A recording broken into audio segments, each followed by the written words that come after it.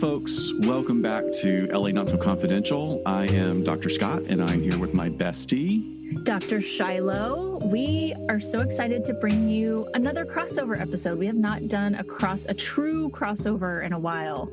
And today we are bringing you part one of a crossover with the men from the End of Watch podcast. Yeah, this is pretty amazing of an opportunity for us to work with these law enforcement that are not only giving a completely different perspective of the work that they've done, but also they're at a different point in their careers, right, where they really have the ability to speak openly about everything that they've been through. And these guys are raw. I mean, I've come away from this. I mean, I loved their show to begin with, but now that I got the visuals and the interaction with them, I'm just continually impressed. And this is what we're doing is coming right on the heels of our essential employee and crisis negotiation episodes.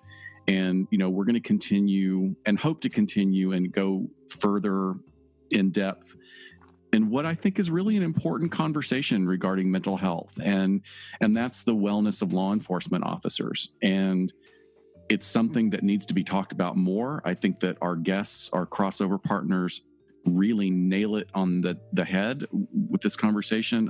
I'm really excited about everyone listening to this episode, and I can't wait to hear the feedback. Me too. Yeah, the point of like where they are at in retirement.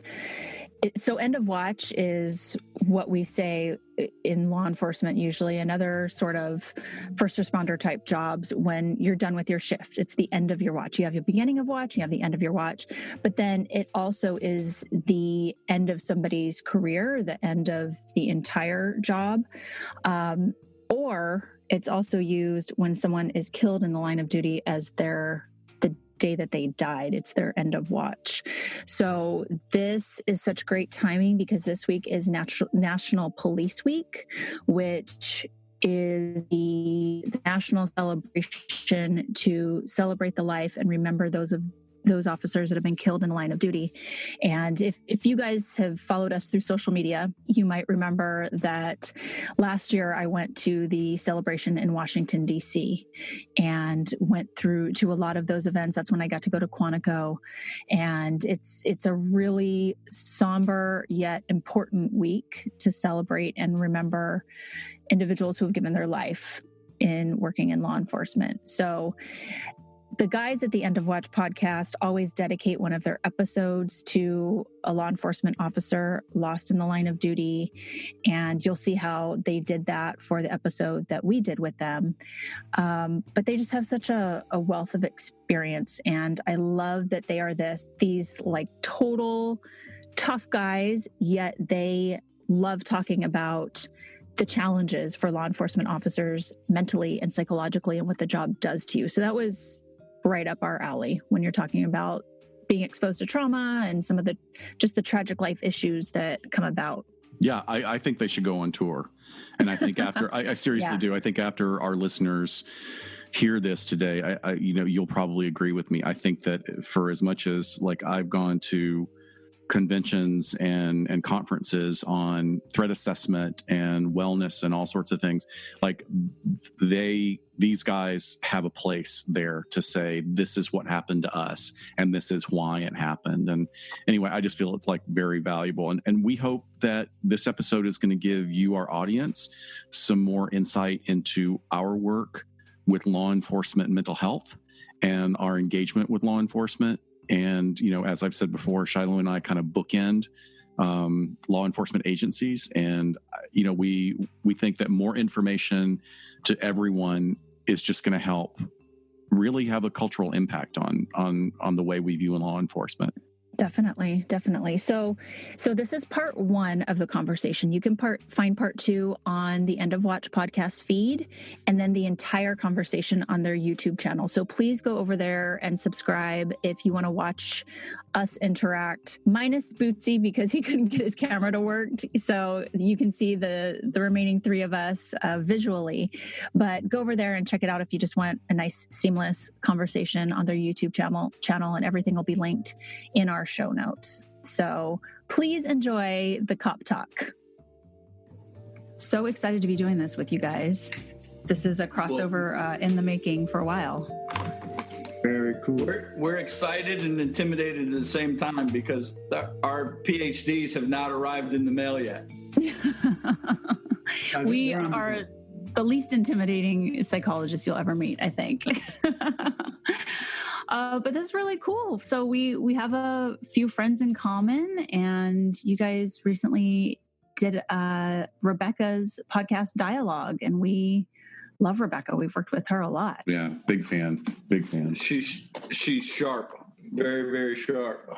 Yeah, she's got a natural talent for interviewing. I've marathoned a bunch of her episodes, and I'm amazed at what she is able to really get her people to share. She's got a talent. It's really got a talent for that. She had interviewed us without us really knowing that we were interviewed. I didn't realize until about 30 minutes after the interview was done. I was like, wait a second. She meant to do that. She's like, well, thanks for coming. And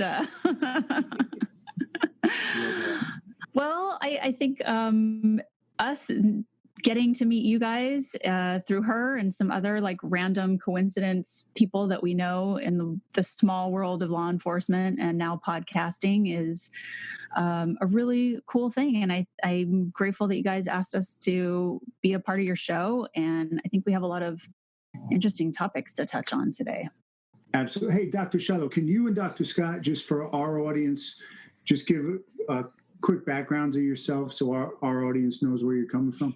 Yeah, of course. Let's do that. And then we'll have you do the same. I'm a forensic psychologist in Los Angeles, and I currently work as a law enforcement psychologist. So all of my clients now are police officers as well as civilians at the agency that I work for. And I provide frontline clinical services for them, therapy, couples therapy, group therapy, as well as any debriefings that are needed after officer-involved shooting or any critical incidents, traumatic incidents, and then provide a ton of training in lots of different ways and consult to the different divisions based on whatever it is that they need some help out with, whether it's something like morale or, people really not knowing how to handle this age of the pandemic, like we're going to talk about a bit today. So that's primarily what I've been doing for the last 3 years. Prior to that, I was working in sex offender treatment for about a decade. So I was working side by side with probation and parole with the individuals coming out of prison and helping with their monitoring. And I was doing a lot of their treatment and assessment. But before life as a psychologist, I was a cop. So I was on the job for 7 years at a small agency here in Southern California, and basically worked patrol that entire 7 years. I did some background investigations, and I was the terrorism liaison officer, but I went back to school while I was on patrol. So patrol just worked out well for me to go to school during the week because I could just work weekends and nights. But I come from a law enforcement family. My mom, dad, stepdad, brother, and husband are all law enforcement officers. I have one brother that's a fireman. I don't know what happened with that guy, but oh, boy. Where'd you get this thing with the hose draggers? I know. I've heard you guys talk about it. Hose draggers. Yeah. So that's a bit about me and my background and just what feels relevant to fit into our conversation today. Awesome. So Shiloh and I met in our internships. I came from a couple of decades working in entertainment in various positions out here in Los Angeles. And I went back to grad school. I was ready for, as they say out here, entertainment is a harsh mistress. So it was a ton of fun. I had a blast. I met amazing people. I did amazing things. I worked on amazing projects. But then I, was hitting like that point where you go, I probably need a retirement plan. And that wasn't happening in entertainment. So I considered going back to grad school, and I, thought I was going to be like a private practice clinician. And I got into a forensic doctoral program that was like this 50-50 clinical psychology and family forensic program. And I just, I immersed myself in it, and it was like this whole new chapter of my life, which was fantastic. My internship is where Shiloh and I met. We met at the sex offender treatment internship. We worked 40 hours a week, sitting back to each other and facilitating groups together and conferring together. And then she stayed at that agency. I went and worked at the state in California Department of Corrections for several years, and then came and worked with the sheriff's department as, working for Department of Mental Health, working in the jails in LA County. And after that became a law enforcement psychologist for a different agency than Shiloh is involved with right now, and was there for a while. And now I work in tandem in a co-responder model with a police agency in Southern California. So we address escalating dangers in the community. We follow up and make sure that subjects/clients have the resources that they need. And while we're doing that, trying to help them, we're also trying to investigate, regulate, and mitigate and address any increasing risk of violence in the community. And that can span from nascent terrorism, becoming involved in, toxic groupthink, which there's a lot of that out here in Southern California, and doing what we can to de-escalate, intervene when we can. We've got a lot of resources we kind of put in people's ways and offer to them. And it's a fantastic job. It's like I every day I go to work and I can't believe that I'm lucky enough to have this job and work with amazing people and great detectives that have made me a better psychologist because of what I get exposed to through working with them. So yeah, that's how I got here. And then, it was Shiloh's idea to start a podcast, and it took off in ways that we'd never expected. So we're having a lot of fun with that. Very cool. That's such an interesting angle of looking at it. When you're talking about that, toxic groupthink and going at it the way you guys are going at it, that's fascinating. It's actually kind of scary to think that the rest of the country hasn't caught on to that. Yeah, as law enforcement, I'm sure you guys already get this. You already get that you see a perspective and a window of the world that the vast majority of people of the population, they're never going to see that. They're just not going to see it. Now, and the danger in being law enforcement is that if you allow that to be your only perspective, you're setting yourself up for a lot of troubles, down the road. If you don't live a balanced life, you are. Amen. It's a very dangerous tunnel vision, and that goes. So where I come from is basically I was a patrolman in a small town, my hometown in Windsor, Connecticut, and then I joined a gang called the U.S. Army. Yeah. And I spent 5 years in the Army doing a lot of really cool things. Got stationed in Germany, went over to Kosovo on a peacekeeping mission. Then somebody started a war, and I went and played in the desert for a little while with that. And then I was stationed at Fort Stewart, which is right outside of Savannah, home of the mighty 3rd Infantry Division. And when I was getting out of the Army, I applied to Savannah PD. They had just merged the city and county. Came to the department.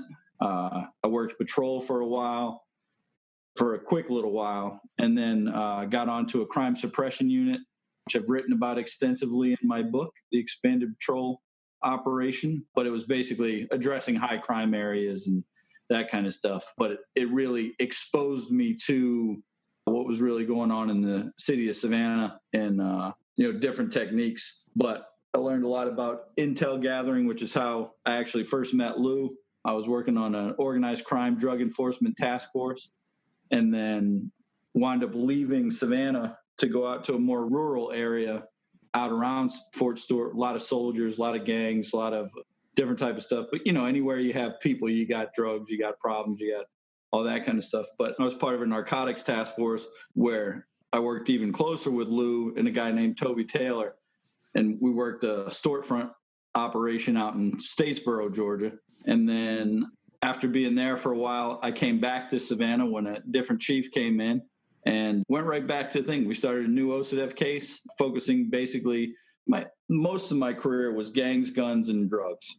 But then towards the end of that operation, they moved me over to the homicide, worked homicide for about 2 years before ultimately ending my career with a beautiful DUI, which, when you guys were talking about what you do, I'm like, shoot, where were you, 5 years ago when I could have used you.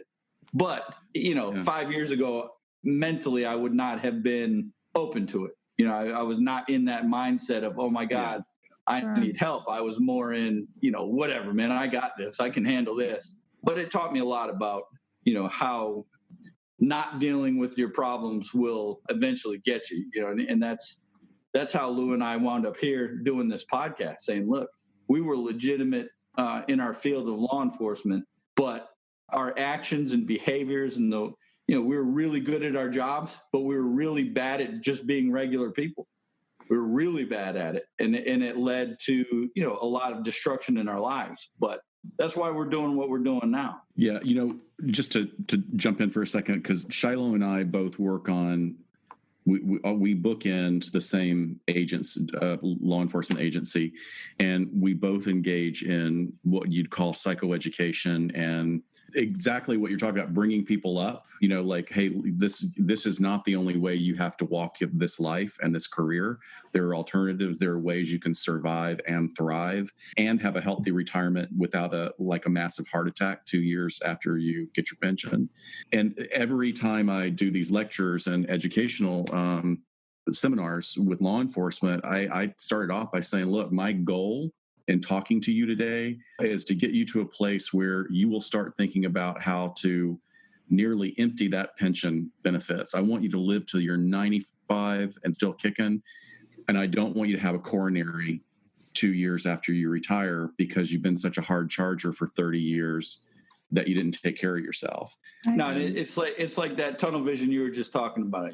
I was in that tunnel, and had there been mental health professionals around me at the time, being super honest with myself, I would have had a difficult time listening to you and believing what you're saying. But now that I've been through what I've been through, been through what I put myself through, and seen, the benefits of that type of assistance, I wish me now could go back and talk to me then and say, hey, dude, pull your head out of your ass and start opening your mind. But again, that tunnel vision is dangerous. But hey, look, you survived being a Yankee that moved to Savannah.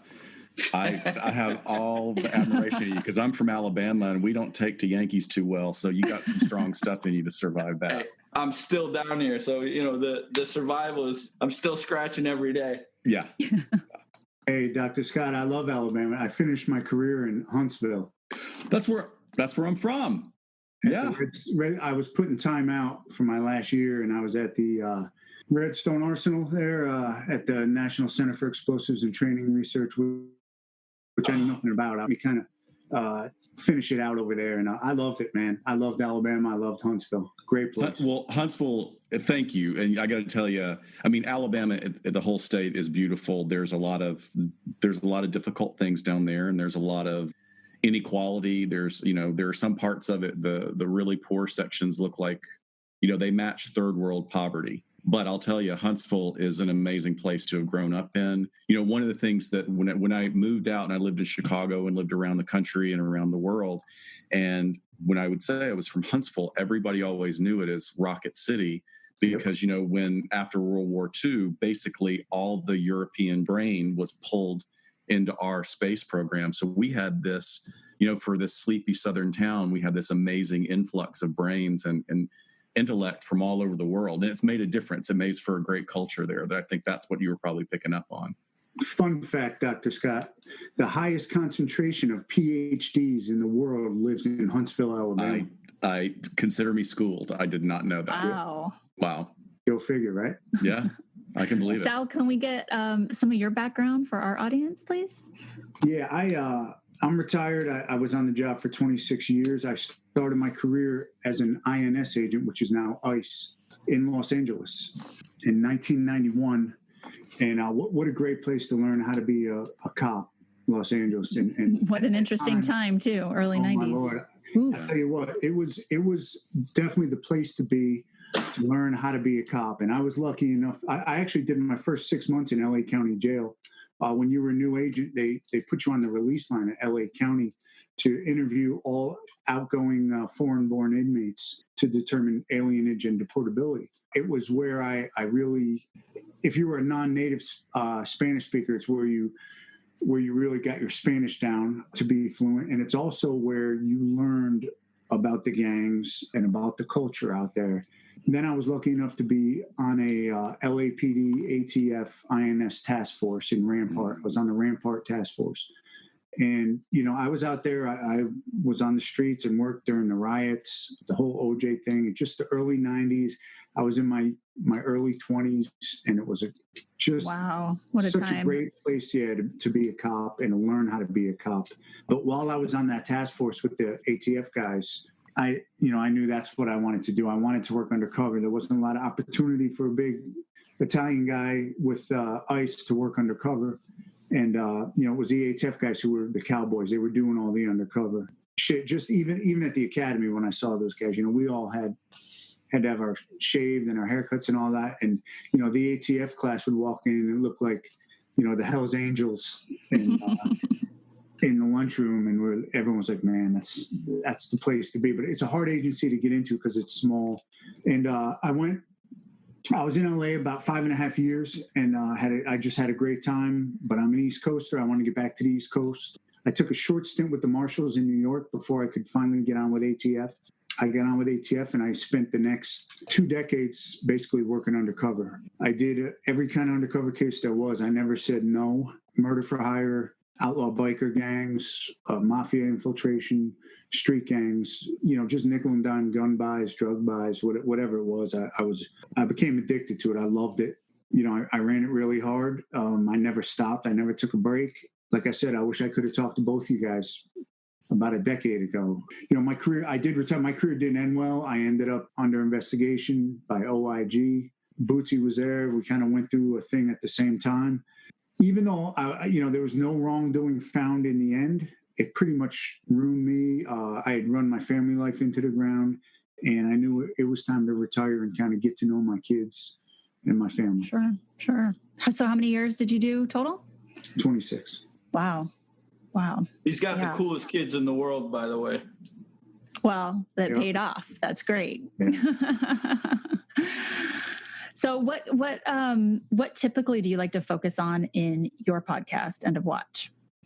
I'll tell you what, Bootsy and I, we like to have different kind of guests. I mean, we've had a lot of undercover agents, guys who have written books, Jay Dobbins, who wrote No Angel, Big Jack Garcia, who's going to be on again tomorrow for the second time, who infiltrated the Gambino crime family. Wow. He's the only FBI guy that Bootsy and I are on speaking terms with. Yeah, we try not to talk to those guys too much. But we've also had, guys like Chief Melvin Russell from Baltimore Police Department for he's more of a community-based policing guy to get a different perspective. But we also have had guys who've been convicted. One guy who was definitely wrongly convicted and did 3 years in prison for one trade, financial crime. Wow. We like to bring up different aspects, the good, the bad, and the ugly of the justice system. We had 2 episodes with Steve Murphy and Javier Pena, the DEA guys from Narcos, who were great. We had Eddie Gallagher, the Navy SEAL, to bring, some military perspective on when he was going through all of his stuff.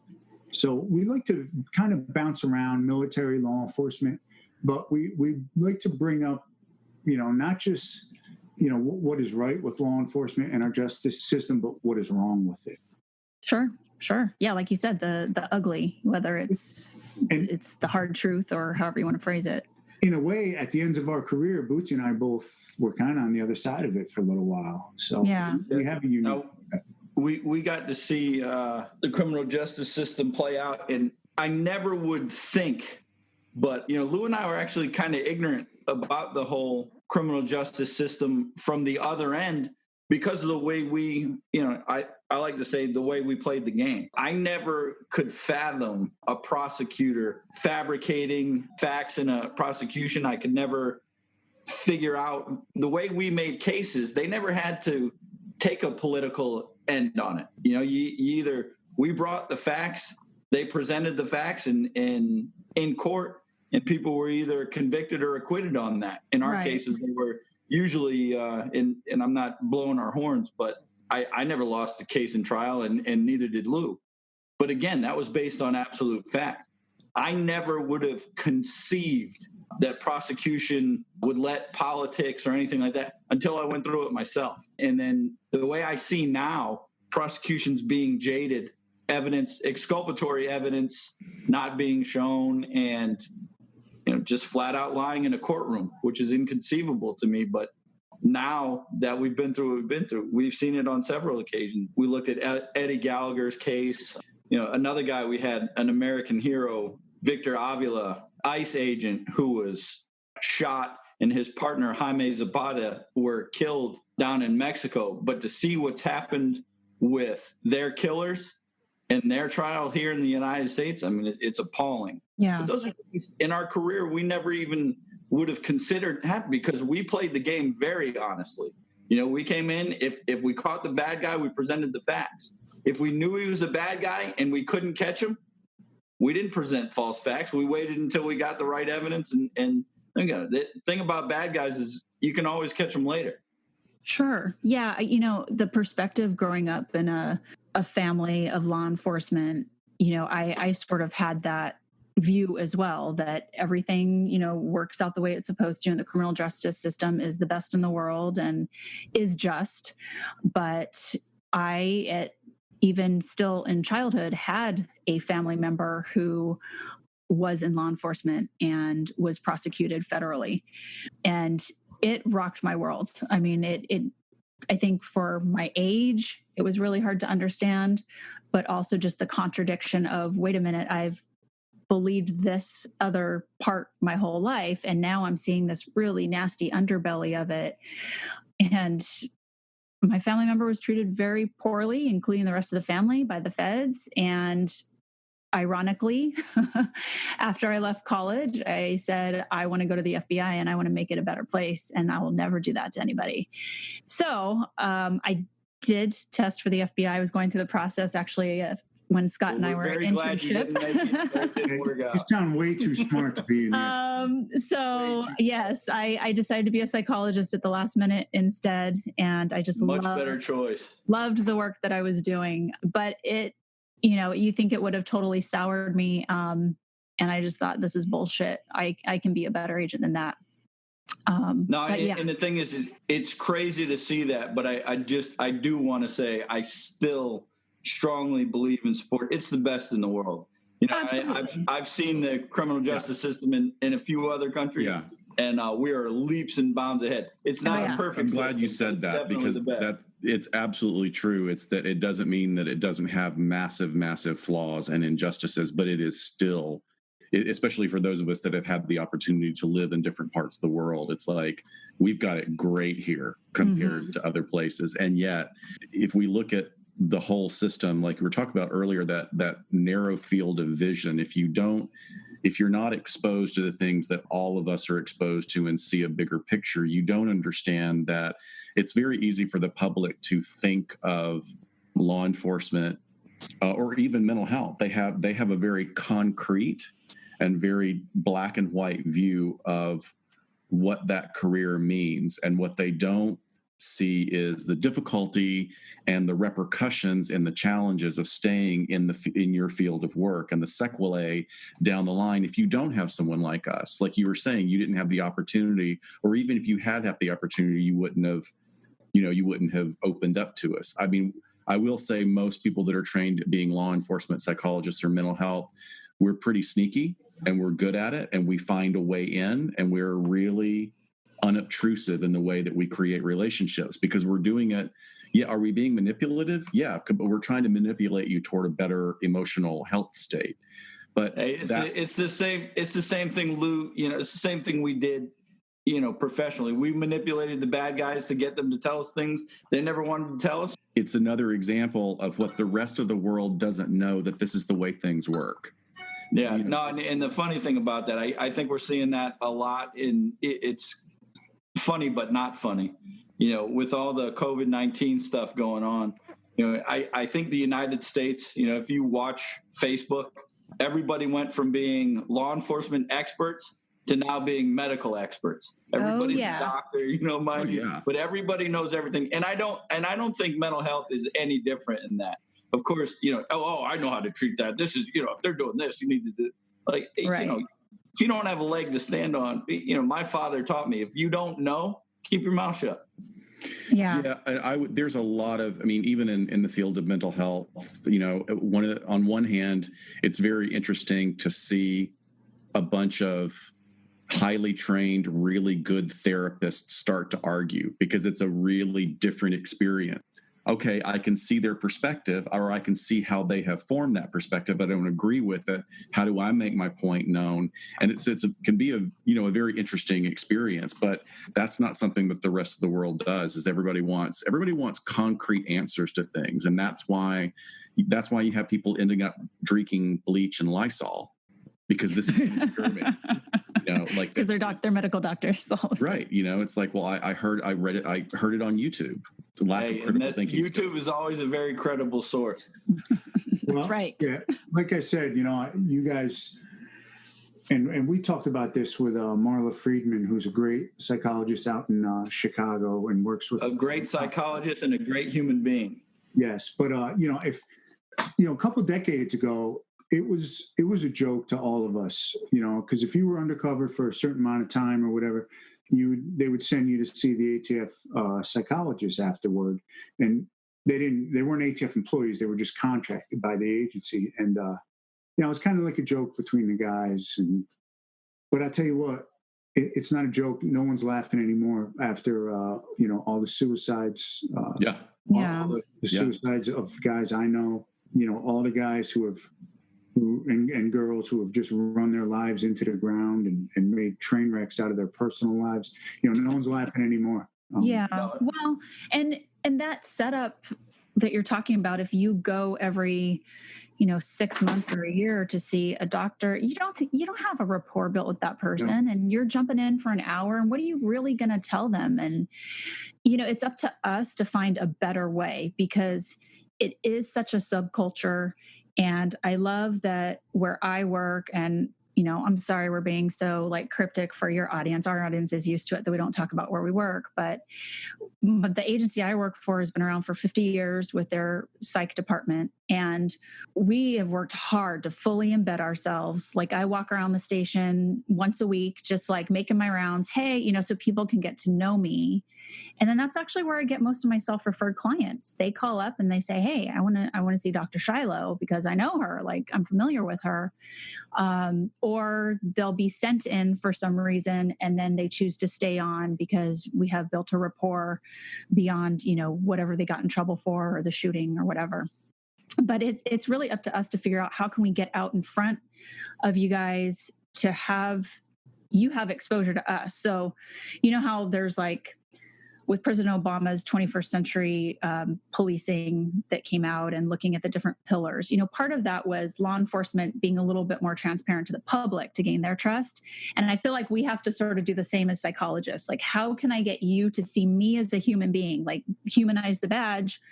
I'm humanizing, the couch or whatever a psychologist has. But if they see me as a person and not just this doctor, then I can get in there. And I feel like I've had definitely an advantage having a law enforcement background. I'm the first psychologist at my department that has worked in law enforcement. And so once people hear that, I can physically see it on their face that they just let their guard down. That's a huge feather in your cap.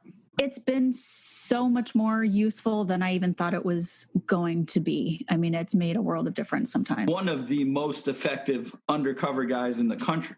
And again, hindsight's 20/20. So in 2007 was Statesboro, Lou? Yes. So 2007, I'm looking back on it now. Then wasn't even a blip on the radar. Didn't whatever. But Lou was injured, okay? He was hurt.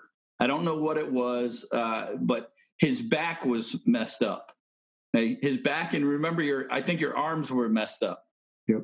This guy, I would watch this guy, okay? He would be in the storefront, and I was in the cover room. So my responsibilities were basically to watch what was happening, and if one of the guys pulled a gun or something like that. The ultimate thing was to rush in and do all that. But the more important part was we're identifying the guys. We're collecting the evidence. We're putting together, okay, well, this guy came in with that guy, and making, doing the intelligence part of the investigation.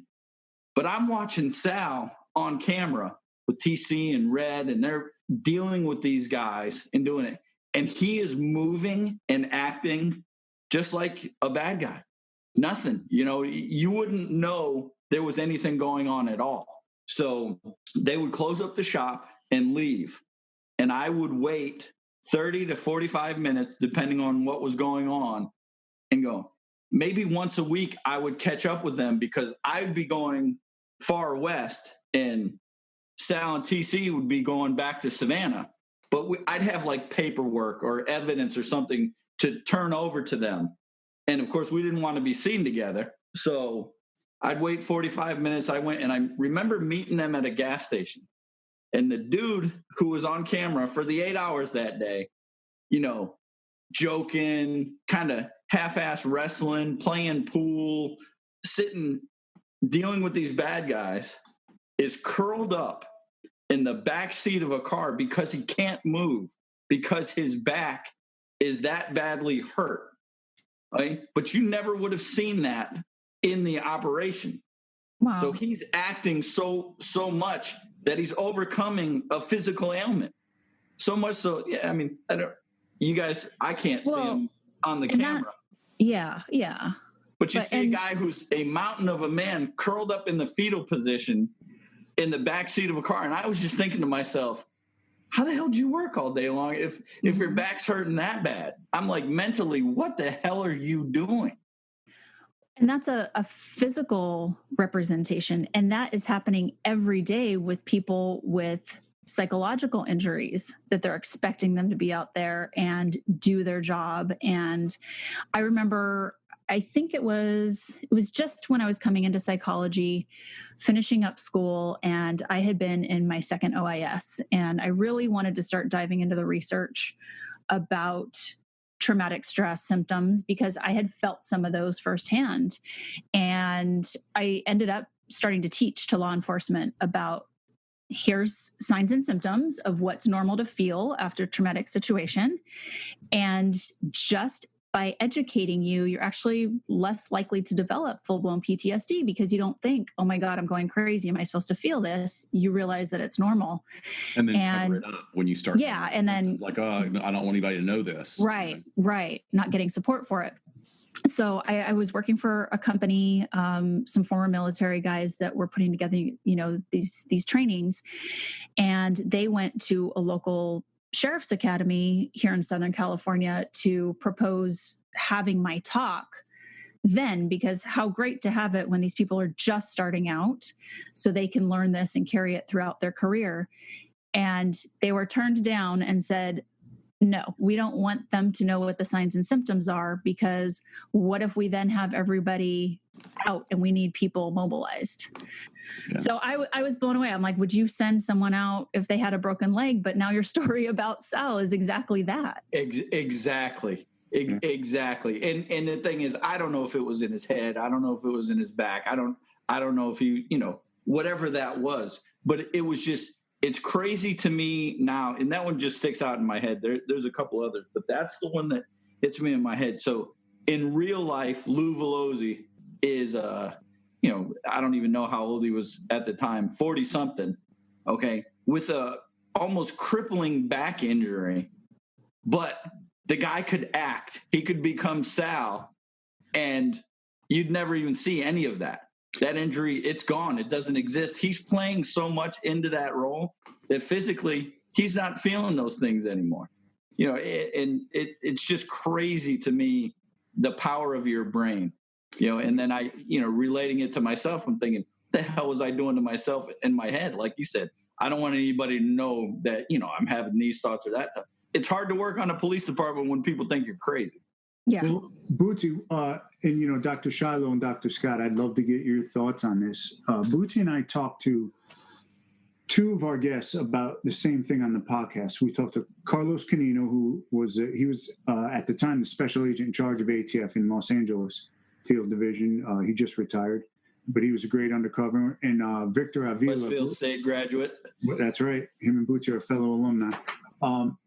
Victor Avila, and I don't know if you guys know Victor and his story, but you got to look it up if you don't. Him and Jaime Zapata were ICE agents. They were ambushed by the Zetas cartel on Highway 57 in Mexico. Oh, yeah. And, so here was the guy. Well, Carlos had made a statement. He said, when you're in law enforcement, as a man or a woman in law enforcement, there's never any shame in your game when you have to go to your boss and say, hey, whatever it is, listen, I jumping over a fence, I busted my knee, I got to go see a doctor, or, if you're in a shooting, you get shot, or, assault, whatever, any kind of injury, there's no shame in the game to go to your supervisor and say, I have to go to a doctor, I'm hurt.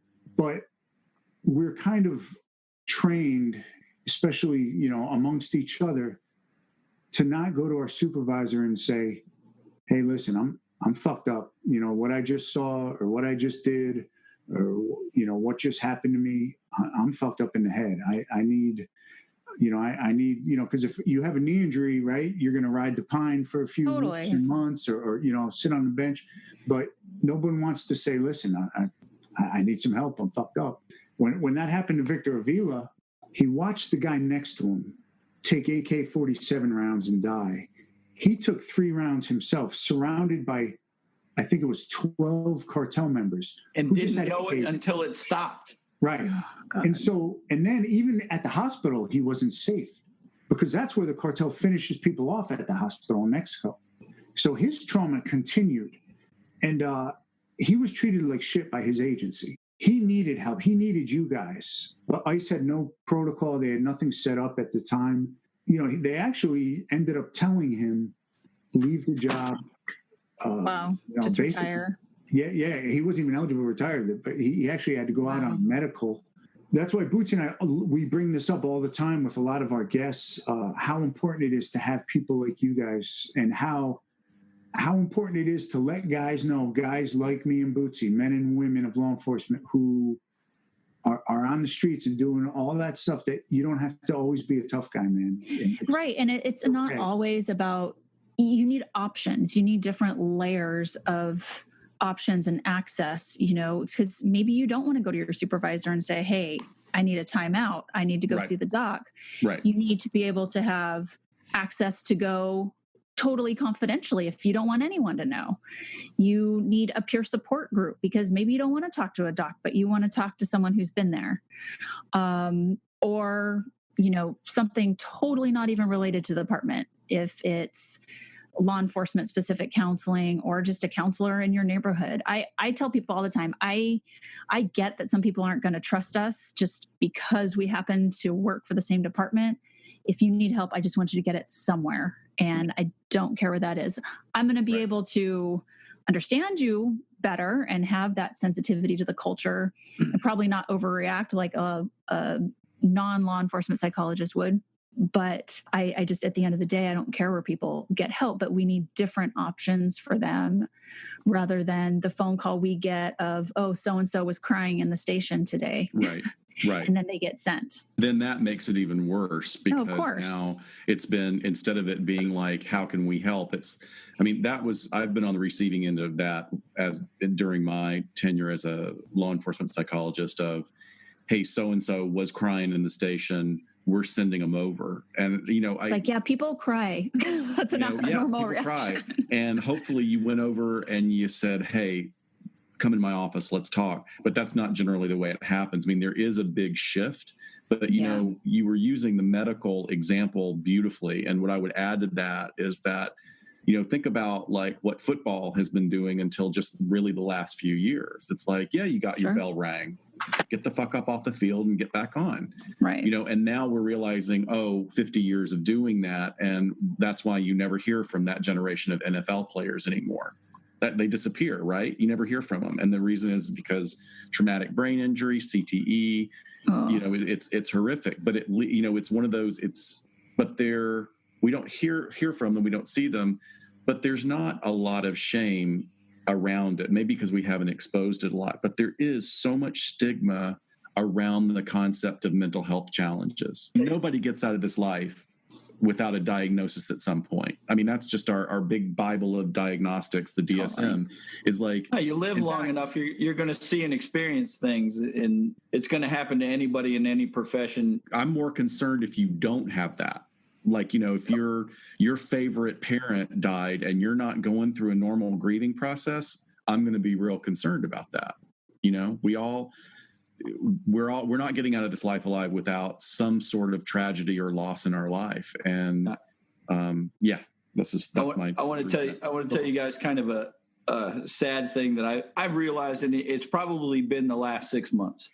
Okay, since Lou and I started doing this podcast and stuff, we have had we've been lucky to have the guests that we've had. We've had, again, New York Times best-selling authors. We've had guys who are legends in the law enforcement career field. We've had actors. We've had, true American heroes. Okay? But Dr. Shiloh, you touched on it. When you talk about peer support, the thing about Lou and I, and I think we didn't realize it until way too late, is we had that peer support system. One of our first guests is a guy named Chris Bayless, who is probably the shining example of what an undercover agent should be. And he worked for the ATF. But he's a guy he's been there, he's done it, he's seen it. He's one of the toughest guys I know. So that's a guy that me, as a young police officer or, guy who wanted to run with the big dogs. Well, Chriser was the big dog. And to me, he still is the big dog. He's the kind of guy that I'd puff my chest out, and I'd never want him to see, oh my God, man, I can't let him see that bothered me, or man, I'm shook from this or whatever.